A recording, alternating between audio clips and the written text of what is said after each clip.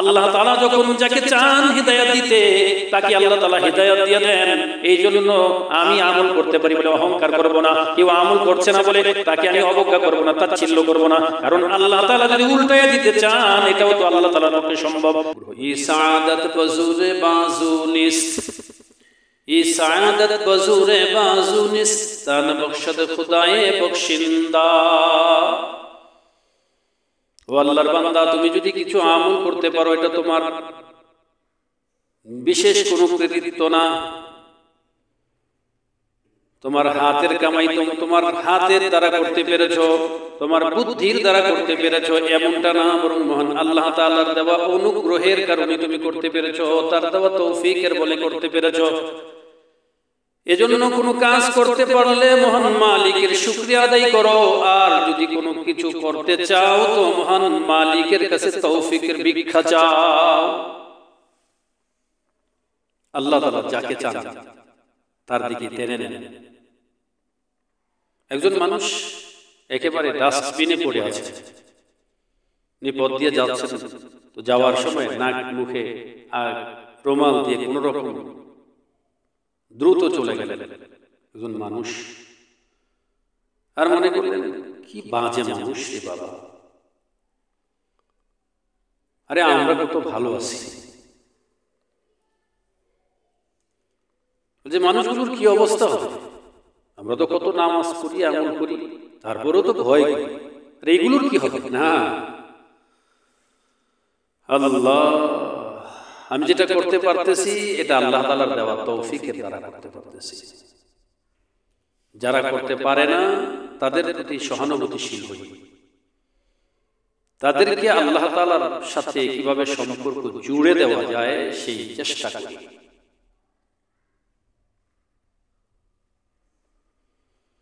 মুহতারাম হাজিরিন, আর আল্লাহ তাআলার প্রতি যদি কোনো মানুষ আল্লাহ তাআলাকে পাওয়ার জন্য সচেষ্ট হয় তো আল্লাহ তাআলা ওই বান্দাকে তার অভিষ্ট লক্ষ্যে কাঙ্ক্ষিত গন্তব্যে আল্লাহ তাআলা পৌঁছে দেওয়ার রাস্তা দেখিয়ে দেন। ওয়াল্লাযীনা জাহাদু ফীনা লানাহদিয়ান্নাহুম সুবুলানা, ওয়াল্লাযীনা জাহাদু, যারা চেষ্টা করে, ফীনা, আমার পর্যন্ত পৌঁছার, লানাহদিয়ান্নাহুম সুবুলানা, আল্লাহ তাআলা বলেন আমি আল্লাহ তাআলা তাদেরকে অবশ্যই অবশ্যই রাস্তা বাতলে দেই। সুবহানাল্লাহ। মুহতারাম হাজিরিন, এই আয়াতে কারিমায় দুটি কথা বলেছেন। একটা হলো আল্লাহ তাআলা যাকে চান তাকেই হিদায়াত দিতে পারেন, একেবারে আদনা থেকে আদনা মানুষ, অতি সাধারণ মানুষকেও আল্লাহ তাআলা চাইলে এই জামানার সর্বশ্রেষ্ঠ ওলি বানাইয়া দিতে পারেন। পারেন না? পারেন। সামান্য একটু অহংকারের কারণে আমি যেখানে আছি এখান থেকে বহু দূরে আমাকে নিক্ষেপ করে দিতেও আল্লাহ পারেন। মুহতারাম হাজিরিন, এজন্য जोश में आए जो दरिया रहम का, जोश में आए जो दरिया रहम का, गेबरो सलसला हो फख्रे আউলিয়া। করুণার সাগরে ঢেউ আসিবে যখন, শতবর্ষী অগ্নিপূজক ফখরে আউলিয়া তখন। আল্লাহ তাআলার দয়ার সাগরে যখন ঢেউ উঠে, শত বছরের আগুনের পূজারী কোনো মানুষকে আল্লাহ তাআলা মুহূর্তের মধ্যে চাইলেই ফখরে আউলিয়া, ওলিয়া আল্লাহদের গৌরব, ওলিয়া আল্লাহদের মধ্যে শ্রেষ্ঠতম ওলিয়া আল্লাহ বানায়া দিতে আল্লাহ পারেন। सुन ले आए दोस्त जब अय्याम भाली आती है, सुन ले आए दोस्त जब अय्याम भाली आती है, घात मिलने की वो खुद आप ही बतलाती है। শোনো হে বন্ধু মোর, শুভক্ষণ যবে আসবে চলে, শোনো হে বন্ধু মোর, শুভক্ষণ যবে আসবে চলে, মিলনের চাতুরী তিনি নিজেই তোমায় দিবেন বলে। সুবহানাল্লাহ। রাসূল করিম সাল্লাল্লাহু আলাইহি ওয়াসাল্লামের অসংখ্য অগণিত হাদিস থেকে আমি এক টুকরো হাদিস পড়েছি। রাসূল করিম সাল্লাল্লাহু আলাইহি ওয়াসাল্লাম ইরশাদ করেন, মান ইনকাতা ইলাল্লাহি আযযা ওয়া জাল্লা কাফাহুল্লাহু কুল্লা মাউনাতিহি ওয়া রাযাকাহু মিন হাইসু লা ইয়াহতাসিব। মান ইনকাতা ইলাল্লাহি আযযা ওয়া জাল্লা, যে ব্যক্তি সব কিছু থেকে সম্পর্ক ছিন্ন করে হলেও মহান মালিকের সাথে সম্পর্ক জুড়ে দেয়, सारी दुनिया हो मुखालिफ फिर न कोई नुकसान है, सारी दुनिया हो मुखालिफ फिर न कोई नुकसान है, डर नहीं कोई गम नहीं जब रहमत और रहमान है। সারা দুনিয়া যদি আমার বিরুদ্ধে চলে যায় যাক, আমার আপনজনরাও যদি আমার পর হয়ে যায় যাক, আমি কোনো পরোয়া করি না। আমি প্রয়োজনে দুনিয়ার সব কিছু ছাড়তে পারবো, কিন্তু আমি আল্লাহ এবং তার রাসূলকে ছাড়তে পারবো না। কারণ যেদিন দুনিয়ার সব মানুষ আমার পর হয়ে তো একদিন যাবেই। কোরআনুল কারীমে আল্লাহ বলেন, ইয়াউমা ইয়াফিরুল মারউ মিন আখিহি ওয়া উম্মিহি ওয়া আবিহি ওয়া সাহিবাতিহি ওয়া বানি লিকুল্লি ইমরিইম মিনহুম ইয়াউমাইযিন শাআনুন ইউগনি।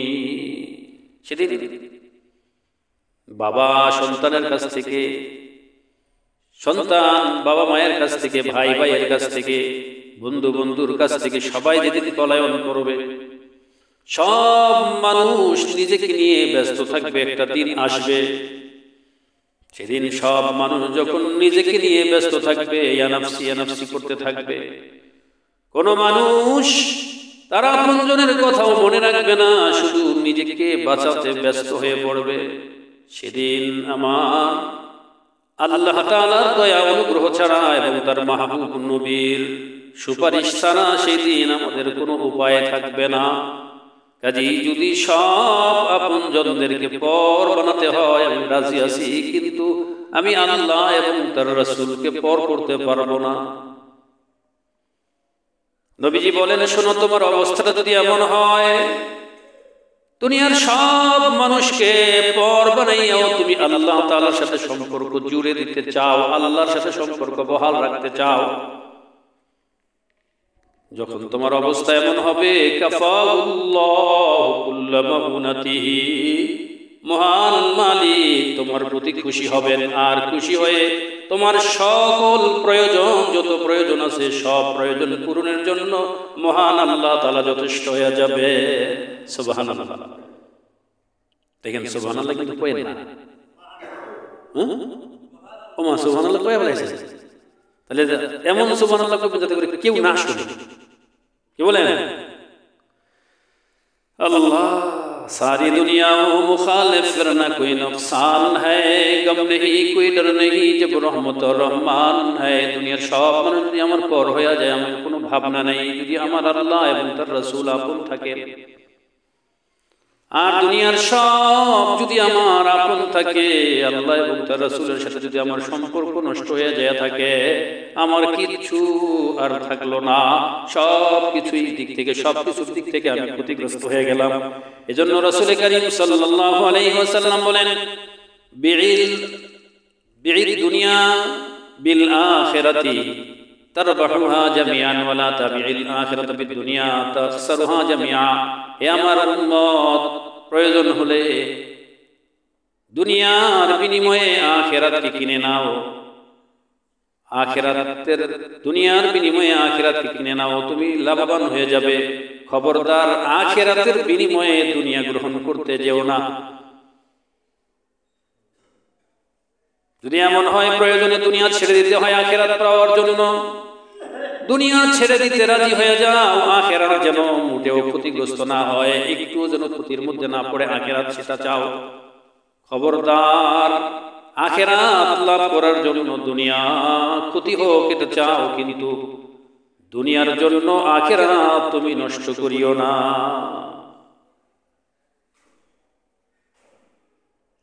যদি তুমি দুনিয়ার জন্য আখিরাতকে নষ্ট করো, তাহলে তুমি দুনিয়া এবং আখিরাত উভয় জগতে ক্ষতিগ্রস্ত হবে।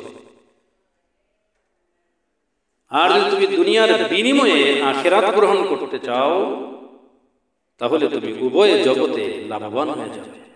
এখন তুমি দেখো কোন ব্যবসা করবে, প্রয়োজনে দুনিয়া ছুটে যায় যাক, দুনিয়ার আপনরা পর হয়ে যায় যাক, কিন্তু আল্লাহ এবং তার রাসূল যেন তোমার পর হয়ে না যায়। যখন তুমি এটা করতে পারবে, তাহলে তোমার সব কাজ আল্লাহ তাআলা নিজ দায়িত্বে সুন্দররূপে সুচারুরূপে তোমার সকল কাজ আল্লাহ তাআলা সুন্দরভাবে সমাধান করে দেবেন। সুবহানাল্লাহ।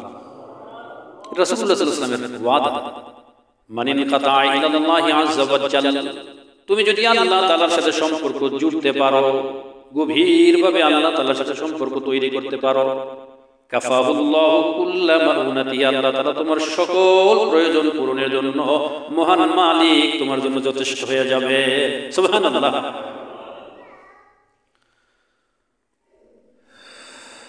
আমান ইনকাতা ইলা দুনিয়া ওয়াক্কালাহুল্লাহু ইলাইহা, আর যদি তুমি দুনিয়ার পিছনে পড়ে থাকো, আল্লাহ তাআলা তোমাকে দুনিয়ার পিছনেই ফেলে দিবেন, তোমার উপরে তোমার প্রতি কোনো সাহায্য আল্লাহ করবেন না।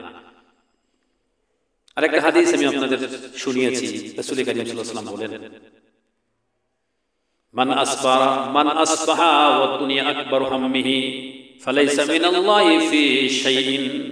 নবীজি বলেন, যে ব্যক্তি সকাল করলো এমন অবস্থায় যে তার মনের মধ্যে দুনিয়া প্রাপ্তির চিন্তা নিয়ে, যে ব্যক্তি সকাল করলো, প্রভাত করলো, ঘুম থেকে জাগলো, মান আসবাহা, যে প্রভাত করলো, ও দুনিয়া আকবারু হাম্মিহি, এমন অবস্থায় যে তার মনের মধ্যে দুনিয়াটাই মুখ্য বিষয় হয়ে দাঁড়ালো, দুনিয়া প্রাপ্তির নেশা, দুনিয়া প্রাপ্তির চিন্তা ভাবনা, এটাই তার মনের মধ্যে প্রবল হয়ে দাঁড়ালো। ফালাইসা মিনাল্লাহি ফি শাইইন, নবীজি বলেন, আল্লাহ তাআলা ওই বান্দার কল্যাণ সাধনের জন্য কোনো জিম্মাদারি গ্রহণ করেন না। নাউযুবিল্লাহ। বান্দা, তুই যখন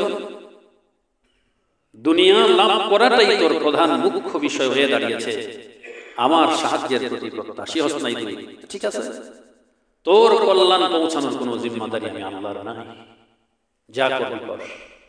আপনারা বলেন তো, আমরা যা কিছুই করতে চাই, আল্লাহ তাআলার দয়া অনুগ্রহ যদি আমার চেষ্টা প্রচেষ্টার সাথে শামিল না হয়, না মিলে, তাহলে কি আমি যেটা চাই সেটা পাবো?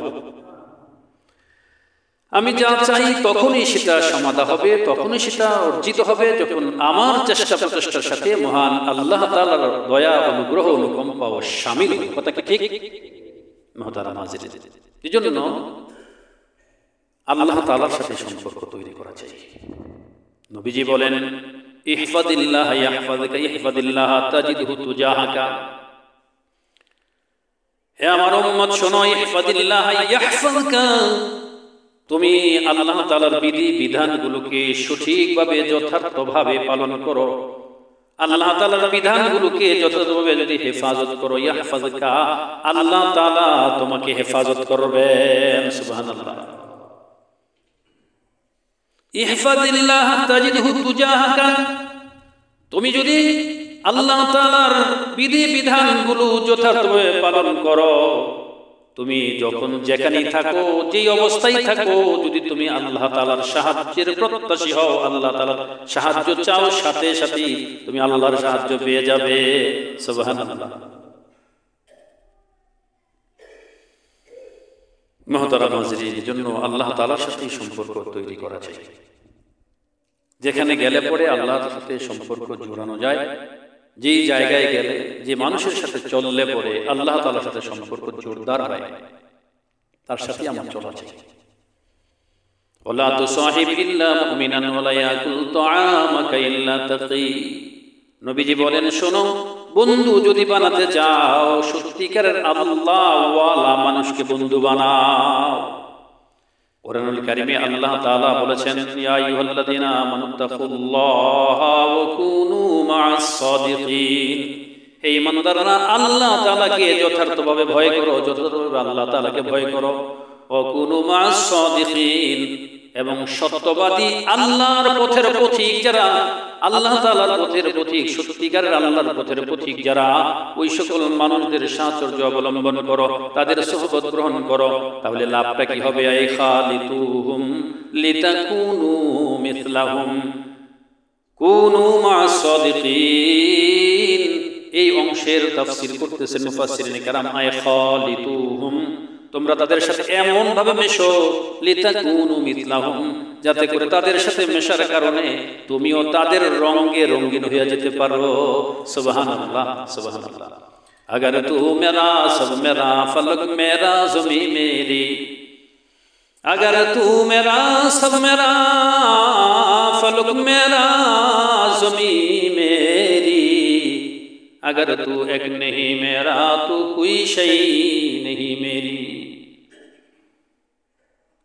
তুমি আমার, সবই আমার, আসমান আমার, জমিন আমার, হারাই যদি শুধু তোমায়, কপাল পোড়ার নেই কি হওয়ার। আল্লাহ, আপনার সাথে যদি আমার সম্পর্ক ভালো থাকে, দুনিয়ার সব কিছু তখন আমার হয়ে যাবে। আর যদি আপনার সাথে সম্পর্ক ছিন্ন হয়ে যায়, ও মালিক, কেউ তখন আর আমার হবে না।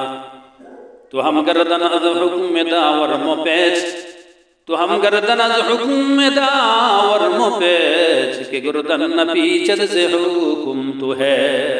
ও আল্লাহর বান্দা, আল্লাহ তাআলার হুকুম মানতে যদি তুমি তোমার ঘাড়কে মোড় দিয়ে নিয়ে যাও, তোমার ঘাড়কে তুমি ফিরিয়ে না নাও, আল্লাহ তাআলার হুকুম মানতে যদি তুমি পিছপা না হও, আল্লাহর হুকুম মানতে যদি তুমি দ্বিধা না করো, আল্লাহর হুকুমগুলো যদি সঠিকভাবে পালন করো, দুনিয়ার সব কিছু তখন তোমার হুকুম মানার জন্য তোমার সামনে গর্দান নত করে দিবে।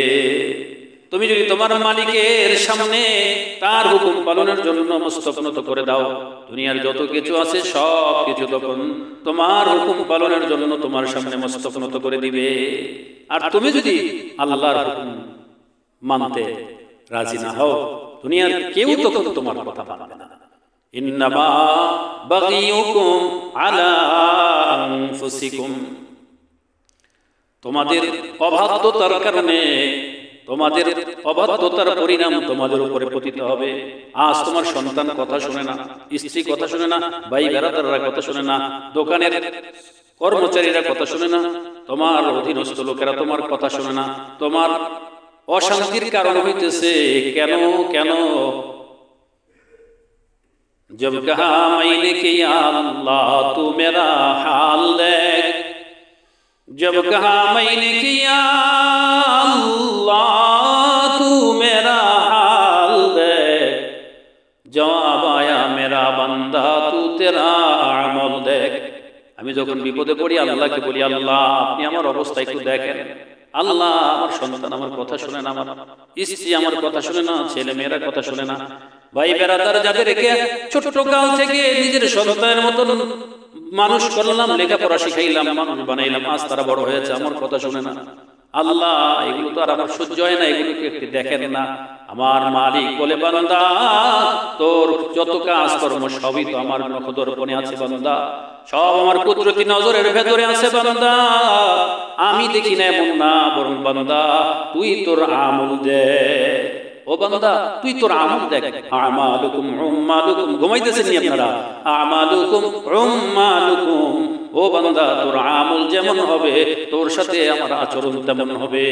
এজন্য ওই মালিকের সাথে সম্পর্ক তৈরি করা। মুহতারাম হাজরিন, গত সপ্তাহের আলোচনা শেষের দিকে একটা ঘটনা আপনাদের শোনাইতে চাইছিলাম। আপনাদের কি স্মরণ আছে?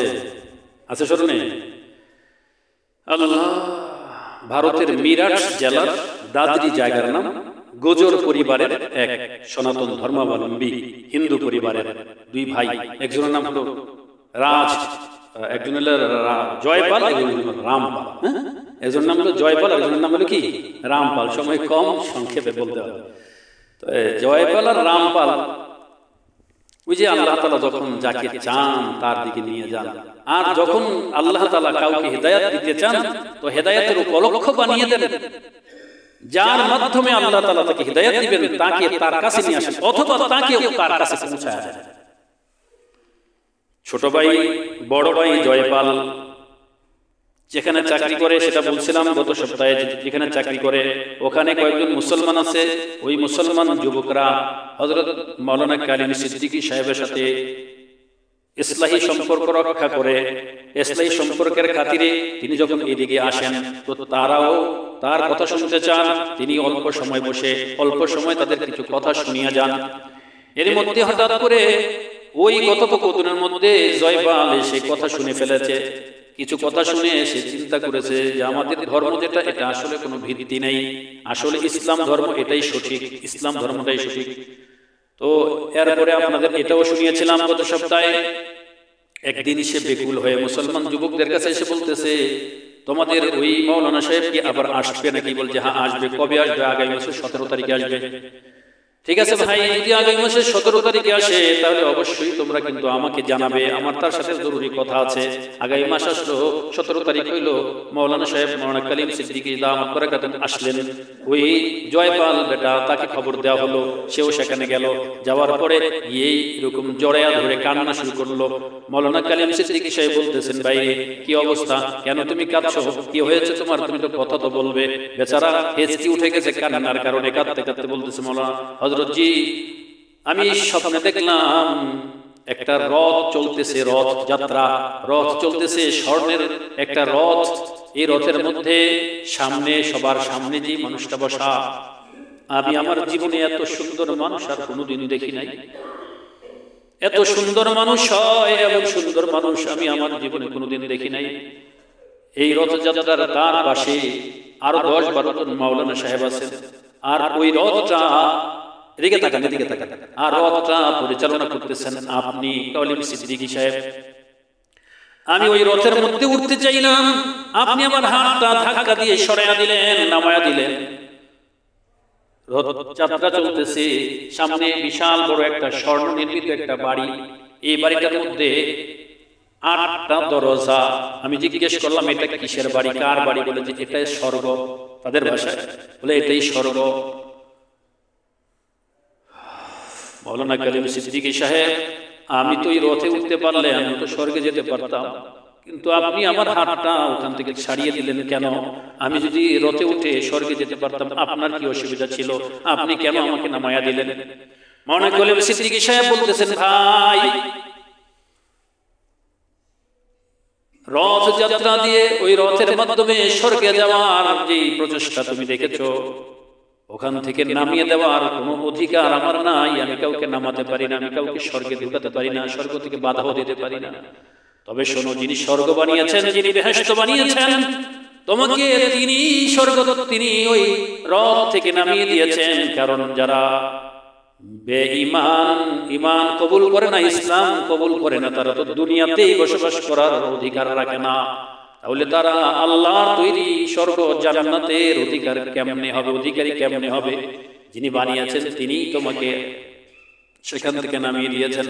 লোকটা বলতেছে, আমি কি করতে পারি? বলছে যে তুমি যদি স্বর্গে সত্যি যেতে চাও, স্বর্গ থেকে তুমি যদি স্বর্গ থেকে বঞ্চিত হতে না চাও, তাহলে অবশ্যই তোমাকে ঈমান গ্রহণ করতে হবে, ইসলাম কবুল করতে হবে। ইসলাম ছাড়া স্বর্গে যাওয়ার দ্বিতীয় কোনো রাস্তা নাই। আসেনি? আপনারা কি মনে করেন আছে? কোন পীর সাহেবের কাছে যদি মুরিদ হয়, এই পীর সাহেবের কাছে মুরিদ হইলেই পরে ওই তরিকা অবলম্বন করলেই স্বর্গে যাওয়া যাইব? ইসলাম কবুল করা ছাড়া, ঈমান গ্রহণ করা ছাড়া? হ্যাঁ, যাবে না। হিন্দু, বৌদ্ধ, খ্রিস্টান, যে যে ধর্মে থাকেন, আপনি আমার তরিকা গ্রহণ করলে পরকালে আপনি নাজাত পেয়ে যাবেন। সম্ভব? আল্লাহ। রামপাল, জয়পাল বলতেছে, হযরত তাহলে আমাকে মাত্র 4-5 দিন সময় দিবেন, আমি যাব আর আসবো। আমি এসে আপনার কাছে ফুলাতে গিয়ে, আপনার মাদ্রাসায়, আপনার বাড়িতে গিয়ে আমি আপনার হাতে ঈমান গ্রহণ করব। পিছনে গত সপ্তাহে বলা হয়েছিল, জয়পাল গেল, 4-5 দিন হয়ে গেল, মাস চলে গেল, জয়পাল আর আসছে না। 1 মাসের অধিক সময় পরে জয়পাল একদিন ফুলাত গেল। হযরত মাওলানা কালিম সিদ্দিকী সাহেবের সাথে হাত রেখে বলতেছে, হযরত আপনি প্রথমে আমাকে ক্ষমা করে দিন, আমি জবান রক্ষা করতে পারি নাই। আল ওয়াদা আল কারীম ইযা ওয়াদা ওয়াফা। কোন ভদ্রলোক, সে মুসলমান হোক অমুসলমান হোক, ভদ্রলোক যদি কথা বলে, কথা রাখে।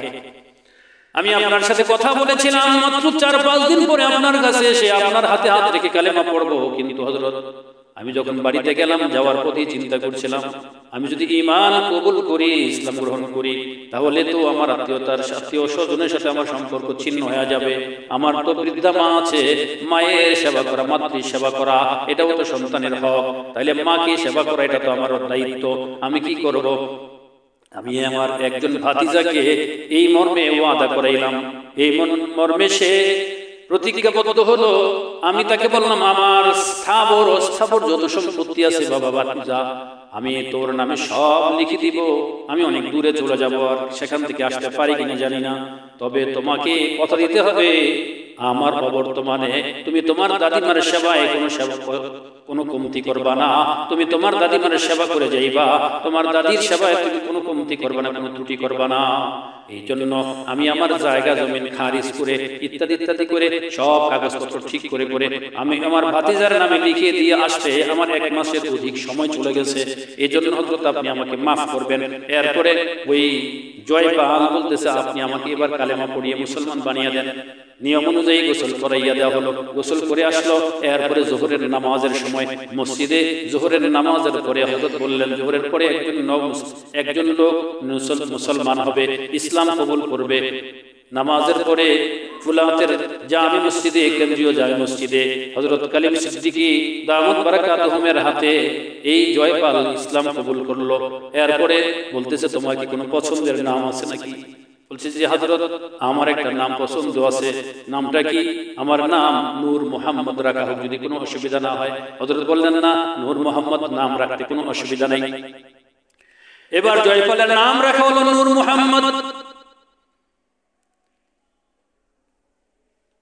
এই মসজিদে একটা আরব জামাত ছিল। আরব জামাতটা এখান থেকে দূরে আরেক জায়গায় রোক হয়েছে, সেখানে চলে যাবে। এই নূর মোহাম্মদ নামের এই লোকটা বলতেছে, মুসলিম বলতেছে, হযরত আপনি আমাকে তার সাথে পাঠাইয়া দেন, আমি তাদের সাথে জামাতে যেতে চাই। যাও, কথা সংক্ষিপ্ত। এরপরে তাকে সেখানে পাঠিয়ে দেওয়া হলো। গত সপ্তাহে আমরা এটা বলছিলাম।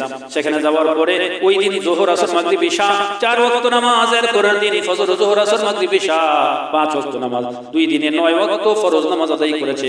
আর এরপর দিন রোববারে মুসলমান হয়েছে, রবিবার 4 ওয়াক্ত, সোমবারে 5 ওয়াক্ত 9 ওয়াক্ত নামাজ হয়েছে। আর মঙ্গলবার দিন প্রভাত বেলা, ভোর বেলা তাহাজ্জুদের নামাজ আদায় করতে যখন গিয়েছে, তাহাজ্জুদের নামাজে সিজদায় পড়ে এই নূর মোহাম্মদ আর উঠে নাই। সকালবেলা তখন বয়ানের পরে আমি সাহেব ডাকতেছেন, সবাইকে আসছে নাকি, আমাদের সাথীরা সবাই কোথায়? এই মুসলিম নূর মোহাম্মদ কোথায়? একজন বলতেছে, হযরত দোতলায় তারা অবস্থান করছিল, আমাদের মতো দোতলা আছে, দোতলায় ছিল। বলছে যে হযরত, আমাদের তো মনে হয় আমরা আজকে সকালবেলা তাকে ফজরের জামাতেও দেখি নাই, মরে বেটা ঘুমিয়েছে, ঘুম থেকে বোধহয় ঘুম ভাঙে নাই তার। একজন লোক গেল, গিয়ে ডাকতেছে, গিয়ে দেখে সিজদায় পড়ে আছে।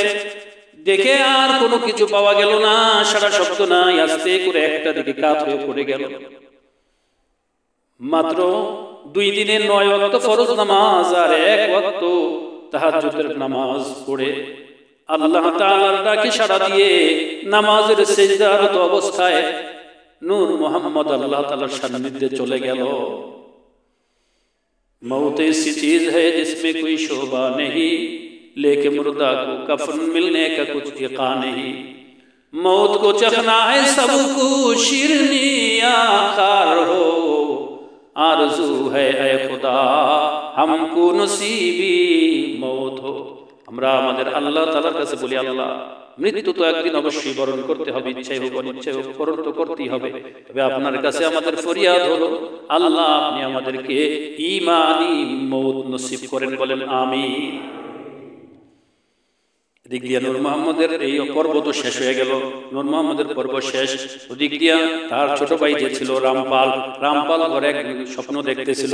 স্বপ্ন দেখে কিছু মানুষ, অনেকগুলো মানুষ লাইন ধরে কোথাও যেন যাইতেছে। জিজ্ঞেস করা হলো, আর ওই দিন সে এরকম স্বপ্ন দেখে, সেরকম রাত দিনের বেলা কিছু গরিব মানুষদেরকে ধনী কিছু মানুষেরা তাদের প্রতি নির্যাতন করেছে, অত্যাচার করেছে। এজন্য তার মনটা বড় খারাপ ছিল। আল্লাহ তাআলাকে ডেকে বলছিল, ভগবান, তুমি যখন সব বানাইছো তো বড় ছোট বানাইছো কেন?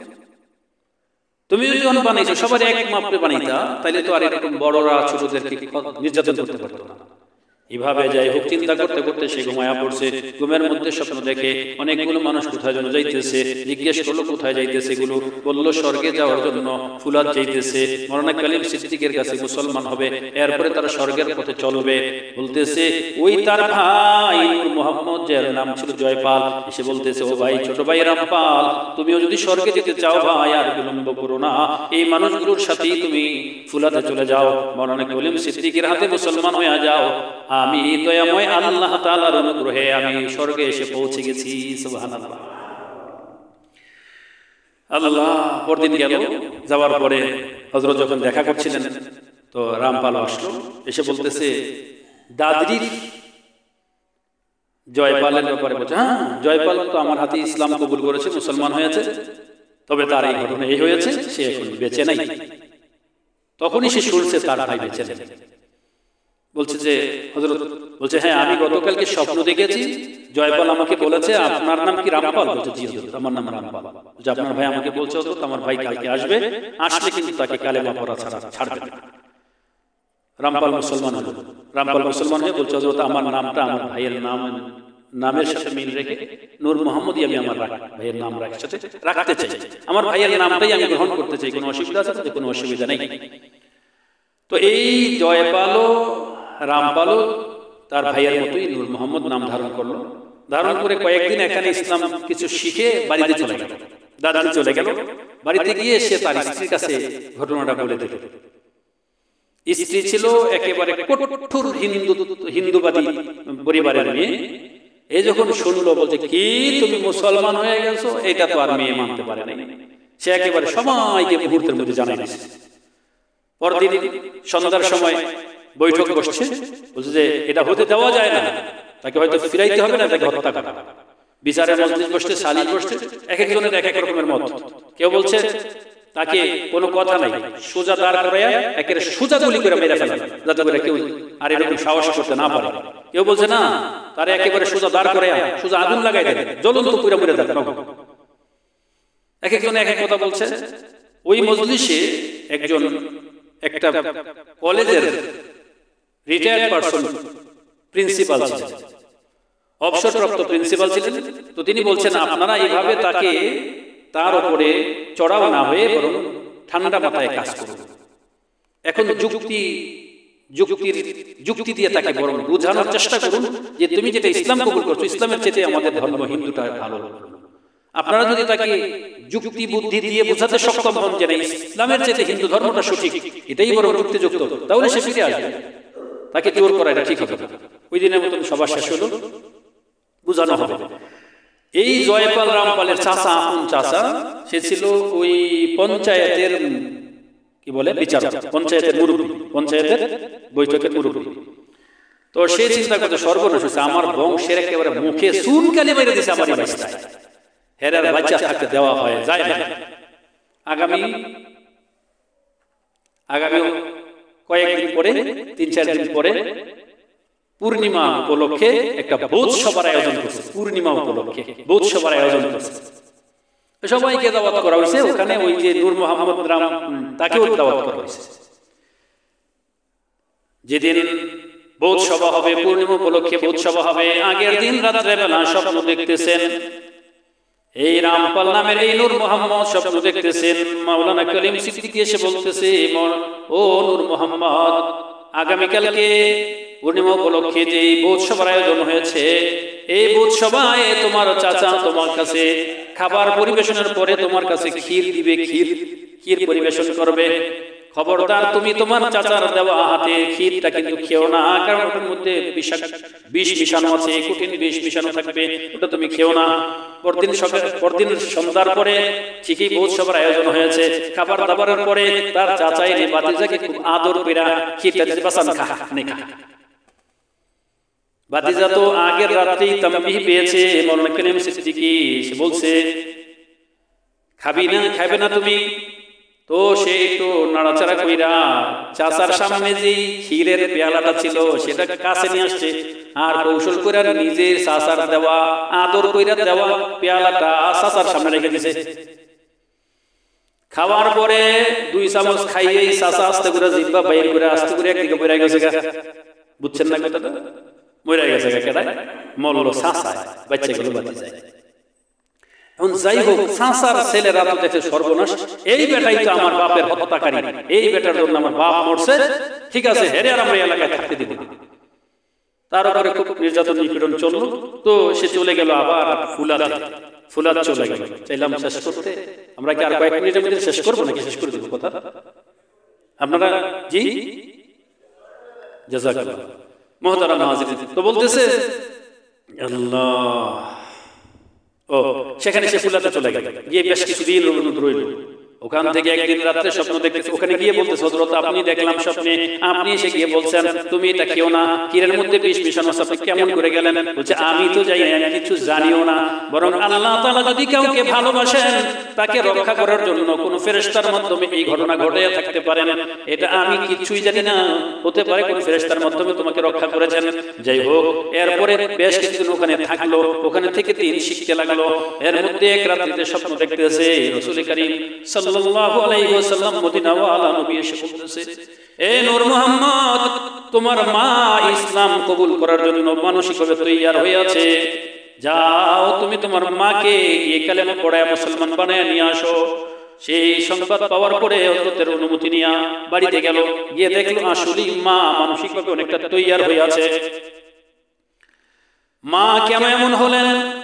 মা প্রথম দিকে তো বড় কঠোর ছিলেন, কিন্তু যখন দেখলেন আমার সন্তানকে মারার জন্য তার চাচা এরকম বিষ মিশানো ক্ষীর দিছে, আমার চাচা আমার সন্তান তো মেরে যেত গা, এরপরে আমার সন্তানের উপরে তার ছেলেরা, তার চাচার ছেলেরা এরকম নির্যাতন নিপীড়নমূলক আচরণ করতেছে। এর কারণে মায়ের মন ছেলের উপরে দুর্বল হয়ে গেছে, ইসলাম কবুলের জন্য মা বেকুল হয়ে গেছে। মাকে ইসলাম কবুল করা ফুলাতে নিয়ে গেছে, ফুলাতে নিয়ে যাওয়ার পরে ওখানে এসে থাকতেছে। হযরত বললেন যে তুমি একটা ব্যবসা শুরু করো। একটা ব্যবসা শুরু করলো, ব্যবসা করতেছে, এই নূর মুহাম্মদ ব্যবসা করতেছে, আর ওই চাচার ছেলেরা সবাই চাইলো এখান থেকে চলে গেছে, বেটা কোথায় গেছে? খবর নিয়ে দেখলো ফুলাতে আছে। ফুলাতে গিয়ে যতক্ষণ পর্যন্ত এই বেটাকে জমিন থেকে নিঃশেষ করে দেওয়া না যাবে, তাকে দুনিয়া থেকে মারা না হবে, হত্যা করতে না পারবো, আমাদের স্বর্গীয় বাবার আত্মা শান্তি পাবে না। বুঝছেন না কথাটা? তাদের প্রয়াত স্বর্গীয় বাবার আত্মা তো শান্তি পাইতেছে না। এই জন্য একজন মানুষকে 10,000 টাকা, 10,000 রুপি দিল, 10,000 রুপি দিয়া কন্ট্রাক্ট করলো, তুমি গিয়া ওই নূর মুহাম্মদ, এই বেটা, এই যে কি নাম দেন, রামপাল নামের এই নূর মুহাম্মদ তুমি হত্যা করে দিবা। বলতে ঠিক আছে। আগের দিন রাত্রের বেলা এই নূর মুহাম্মদ রাত্রের বেলা স্বপ্ন দেখে মদিনাওয়ালা নবী যিনি এসে বলছিলেন তোমার মা বেকুল হয়ে আছে, কলেমা পড়ার জন্য নিয়ে এসো। ওই মদিনাওয়ালা নবী আসেন, এসে বলতেছে, ও নূর মুহাম্মদ, আগামীকালকে 10:30টার দিকে যখন তুমি দোকান বন্ধ করতে যাবে, মুহাম্মদ আলী নামে একজন মুসলমান তোমাকে হত্যা করার জন্য আসবে। তার পরনে কালো রঙের প্যান্ট থাকবে আর নীল রঙের শার্ট পরা থাকবে। সে পিস্তল নিয়ে তোমাকে হত্যা করার জন্য আসবে। আসলেই পরে তুমি সালাম দিয়ে তাকে বলবে, ও ভাই মুহাম্মদ আলী, রামপাল থেকে নূর মুহাম্মদ হয়ে যাওয়া মানুষটাকে হত্যা করার জন্য কি তুমি এসেছো ভাই? বুঝছেন না কথাটা? ঠিকই এরপর দিন রাত্রে 10:30 থেকে যখন দোকান বন্ধ করছিল, তালা লাগাই দিয়েছিল, একজন লোক আসছে, পরনে ওই কি বলে নীল রঙের শার্ট, কালো প্যান্ট পরা, পকেটে হাত দেওয়া। আসতেই সে সালাম দিয়ে বলতেছে, ভাই মুহাম্মদ আলী, রামপাল থেকে নূর মুহাম্মদ হয়ে যাওয়ার অপরাধে তুমি কি আমাকে হত্যা করতে এসেছো ভাই?